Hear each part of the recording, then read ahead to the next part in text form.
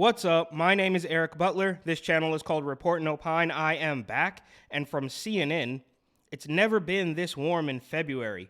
Here's why that's not a good thing. So they are, of course, going in on the climate change, fear-mongering, and I believe it was Project Veritas a year or so ago now who exposed some CNN hacks saying that they were going to chase the climate change scare tactic once Rona subsided, and here we are. Now, of course, climate change has been a fear-mongering tactic for the media since before Rona. It will be after. They used to call it global warming, but that didn't really work because when things got cold, and of course, climate isn't the weather. So this way, it covers all bases, right? If there's a flood, it's climate change. If there's a drought, it's climate change. If there's a tornado, it's climate change. Everything is always climate change because these are things we just can't control. Now, of course, they're going to tell you if you pay a little bit more in taxes or you don't drive a car, then it's going to fix the weather, which obviously is untrue, and I don't know.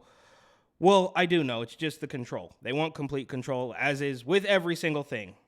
Anyhow, as parts of the west and northern U.S. face a winter storm with blizzard conditions and significant snowfall, much of the rest of the country is experiencing a summer-like heat that has never been felt before during the month of February. More than 130 cities from the Gulf of Mexico to the Great Lakes could set new records for daily and monthly high temperatures this week. Highs will climb up to 80 degrees as far north as Ohio and West Virginia. Certainly unusual, but becoming less so in the warming climate. So when the weather is warm, they can say it's climate change. But when it's cold, they can also say it's climate change. And that's why it went from global warming to climate change. So the game's rigged, as we know. You just got to jump through these hoops and obey what they tell you. Eat the bugs, live in the pod, don't drive a car, don't drive a truck. You were supposed to get an electric car, but we don't really like Elon anymore, so on and so forth. Here's a stark example. Before this decade, Charleston, West Virginia had only hit 80 degrees before March 3 times in more than 100 years of record keeping. But this week's incredible warmth will mean that 4 of the last 6 years will have logged temperatures of 80 degrees, which is its normal high on June 1st in February. Okay, so a city in West Virginia is unusually warm, so what? What do you... So it's the end of the world? We only have 12 years, we only have 8 years? I mean, what does it matter? Things happen, like it changes, right? So trust the science, follow our science, our pseudoscience. And there was that other clip, a pretty obscure clip, when, I guess, was it a hurricane in Florida? I forget exactly what happened. And Don Lemon, who of course is on timeout because he doesn't follow every single talking point of the agenda, but that's a different story. He was pressing some scientist, some meteorologist to say that the hurricane was being caused by climate change, and the guy was like, "No, dog, what are you talking about?" So they bring on the scientists to push the climate fear-mongering, and it didn't really go as planned. That's an old clip. I digress. Record warmth in February, a time that's supposed to still feel like winter, might not sound like such a bad thing, but its negative consequences spread across the plant world, sports, tourism, and agriculture, and is another clear sign that our planet is warming rapidly. Experts say, the experts are here again to tell you exactly what to do.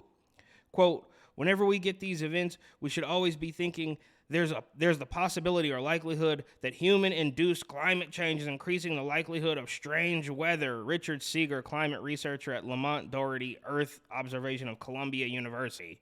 Of course, Columbia, naturally, they're going to play the game.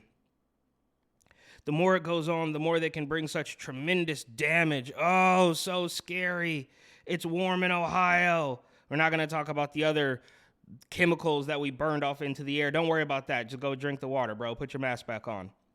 On the Great Lakes, ice coverage reached a record low for this time of year, the same time that the annual maximum extent of ice usually occurs. As of last week, only 7% of the 5 freshwater lakes were covered in ice, a sharp difference from the 35 to 40% ice cover typically expected in mid to late February, according to the National Oceanic and Atmospheric Administration. Of course, another bureaucracy that's getting paid out of our tax dollars, I would assume, just to tell us not to drive a car. You know, these people, they never stop. They come at you from every possible angle, which, I mean, you kind of got to respect it, right? I mean, they have no quit in them. They are dug in. Their heels are dug in. There's no going back. You must obey every single talking point, regardless of if it, of course, conflicts with the talking point from last week. Last week's current thing is in direct opposition to this week's current thing. Just don't think about it. It all makes sense if you don't think about it. Great Lakes ice is on a downward trend, NOAA scientists report. A recent study found a 70% decline in the lake's ice cover between 1973 and 2017.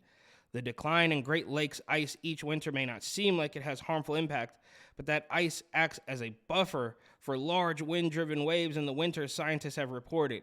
Oh, the scientists, the experts, these people have lost all credibility, right?